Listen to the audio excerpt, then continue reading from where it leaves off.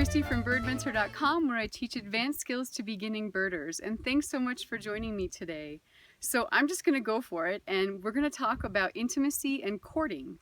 Now, this is not going to be a dating advice video, and it's actually something that I really wasn't even sure I wanted to talk about because it's kind of edgy for me, and I imagine it might even make me unpopular amongst certain groups of people. But I feel really committed to sharing it with you all because it's something that I believe will not only make you better birders, able to see those birds that are really hard to find and hard to see, but I think it's also better for the birds. So you want to just play with me here for a minute? Okay, so imagine for a minute that you're in grade school and you have fallen in love. You have the biggest crush on the prettiest girl or boy in the school. And the only thing is that they are utterly shy. So anytime that you even glance in their direction, they just turn away and won't even let you look at them. So lucky for you, you have 3 really good friends who have some dating advice for you. And your first friend, Jessica, she says to you, why don't you pull the alarm, the fire alarm, while we're in art class? And that way, as she's running out of the school, you can bump into her and then maybe get a chance to talk to her or at least get a look at her. That's one. And then your other friend, Steve, he suggests to you, so he knows that she loves anything that has to do with France. And so he says, why don't you just pretend you have a French accent, and then the next time she walks by, you can talk about all the croissants you were eating that day. And then lucky for you, you have another friend named Paul. And Paul is fairly shy himself. And he suggests to you, he says, that maple tree that she goes and sits underneath at lunch every day? Why don't you go out before she does and sit by that little tree right next to hers, and then don't talk to her, don't even look at her. And eventually she'll either just become accustomed to you being there, or better yet, maybe even trust you and maybe even want to strike up a conversation. So let's imagine for just a minute that beautiful shy girl is a bird.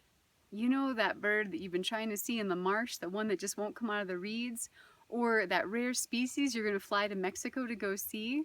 Yeah, that one. In this scenario, it's really common practice to use either Jessica or Steve's approach to getting the girl for a bird that's either the one that's really hard to see, or if you're in a particular habitat and you just know that bird should be there. So let's break these 2 approaches down for just a minute. So Jessica's is called pishing. It's kind of a funny word, but what that means is something I don't really necessarily want to do right now, but I will. It's when you make the sound psh, psh, psh, psh, psh, psh, psh, psh. Something kind of like that. Different birders have different ways of doing it.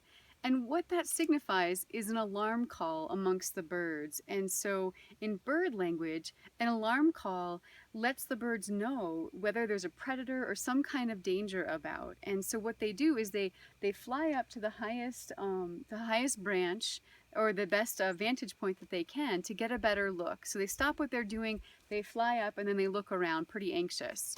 Now, Steve's approach represents what birders do when they either use an app or maybe their own voice to mimic the call or the song of usually a male. And so what that signifies to the birds is that there's an intruder. It causes a territorial response in the birds, so they'll fly in, usually the dominant male in the area, but sometimes the female will fly in to see who the intruder is in their territory. Now, both of these approaches are great for birders because you get your bird, right?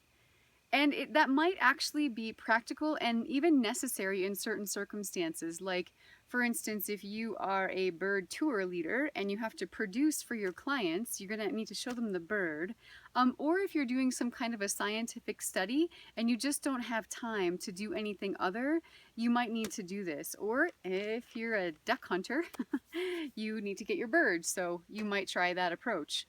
But I'd like us to just take a minute and consider the approach of Paul, your third friend that offered you the advice about just going and sitting still.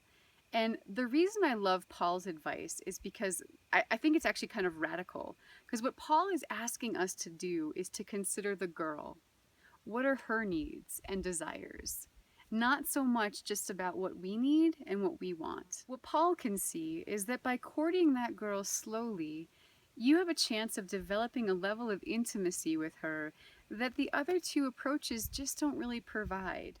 So there's a lot more I can say on this topic, and I'm going to do that and also cover a simple technique that you can use to get close in the way that Paul suggests while still getting the girl in the end.